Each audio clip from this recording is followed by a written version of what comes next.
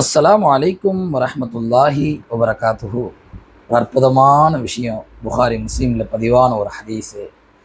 இன்னைக்கு நம்மளுடைய நெருக்கமான உறவினர்களோ அல்லது நெருக்கமான நண்பர்களோ ஏதோ ஒரு இடத்துக்கு வராங்க. ஆனால் அவங்க நம்மளை மீட் பண்ணுறதை இக்னோர் பண்ணுறாங்க அப்படின்றது நமக்கு தெரிஞ்சிச்சின்னு சொன்னாக்கா 99.9 நாமளும் அவங்கள இக்னோர் பண்ணுவோம். இல்லைன்னா பிடிக்காம சந்திப்போம், பிடிக்காம கை கொடுத்துப்போம்.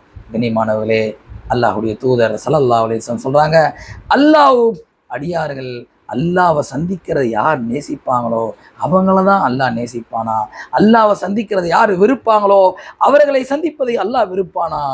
அப்போ மௌத்தானதானங்க அல்லாஹ்வை நம்ம சந்திக்க முடியும். எனவே மௌத்துக்கு நம்ம பயப்படக்கூடாது. யகூதிகள் தான் 1000 வருஷம் இந்த உலகத்துல வாழணும்னு நினைப்பாங்க. நாம எப்பொழுதுமே மௌத்துக்கு தயாராகணும். ஏன்னா ரப்ப சந்திப்பதற்காக வேண்டி.